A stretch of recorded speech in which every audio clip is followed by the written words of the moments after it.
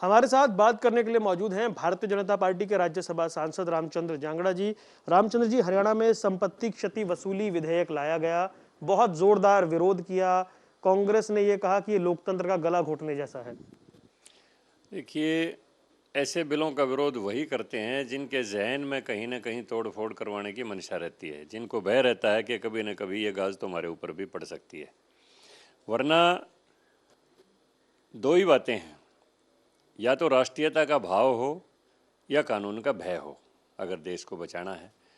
अब देखिए, जापान के लोग हैं, हड़ताल भी करेंगे तो केवल मात्र सिंबॉलिक, वो अपने हाथ के ऊपर काली पट्टी बांध लेंगे, काम कोई कभी नहीं रोकेंगे, तोड़ फोड़ कभी नहीं करेंगे।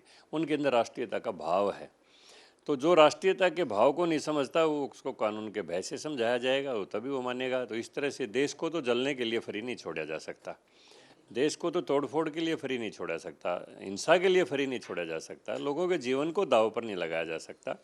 तो ये लोगों की संपत्ति को दाव पर नहीं लगाया जा सकता। किसी को भी हड़ताल करने का अधिकार है, अपनी काम बात कहने का अधिकार है, लेकिन संपत्ति जलाने का, तोड़फोड़ करने का, वाहन फूकने का या हिंसा करने का किसी को अधिकार नहीं है। ये लोकतंत्र का नाजायज़ जो फ़ायदा उठाते हैं जो लोग, उनके लिए ये कानून है। और कानून ये बहुत पहले बन जाना चाहिए था, अब बना है, वो भी बहुत बढ़िया है। मैं मुख्यमंत्री जी को इस बात के लिए धन्यवाद देता हूँ। विपक्ष ने बार बार कहा कि ये जो कानून लाया गया है, इसकी पृष्ठभूमि में किसान आंदोलन है। देखिए, विपक्ष की मंशा इस बात से साफ जाहिर होती है कि आंदोलन किसानों का नहीं, विपक्ष का आंदोलन है।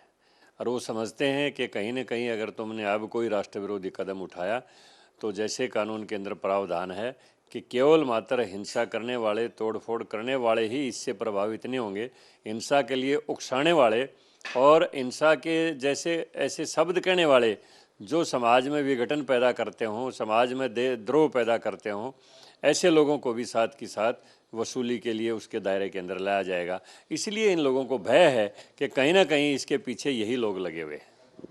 एक बात और उन्होंने कही कि लोगों के बीच डर बैठाया जा रहा है, भूपेंद्र सिंह हुड्डा ने कहा। नहीं, कानून का भय लोगों के दिल में होना चाहिए, इसमें बुराई क्या है। हमने देखा है कि नहर के ऊपर लोग पशु चढ़ाते वक्त पंसाली से भी डरते थे, रास्ते में कोई चालान करने वाला होता था उससे भी डरते थे, अध्यापक से हम पढ़ते थे तो टीचर ऐसे डरते थे जैसे कोई थानेदार से भी नहीं डरता। भय और शर्म दोनों चीज़ होनी चाहिए, इसमें कोई बुराई नहीं है। और यही एक रास्ता है समाज में शांति रखने का, देश में शांति रखने का। तो इसमें बुराई क्या है, कानून का भय सबको होना चाहिए। उत्तर प्रदेश में ये कानून है और शायद ये भी कहा जा रहा है कि वहाँ की सफलता को देखते हुए यहाँ पर इसे लाया गया। कोई भी कानून किसी भी प्रदेश में बने, अगर उसके परिणाम अच्छे आते हैं तो उसको फॉलो करना चाहिए। हरियाणा में भी बहुत से कानून ऐसे बनाए मुख्यमंत्री जी के कार्यकाल में ऐसे हुए जिनको और लोगों ने फॉलो किया है। ऑनलाइन पॉलिसी जो हरियाणा में बनी, वो दूसरे प्रदेशों ने उनको फॉलो किया है। तो जहाँ भी कोई कानून आता है और उसके जनता के हित में, प्रदेश के हित में, राष्ट्र के हित में अच्छे परिणाम आते हैं तो उनको फॉलो करना चाहिए।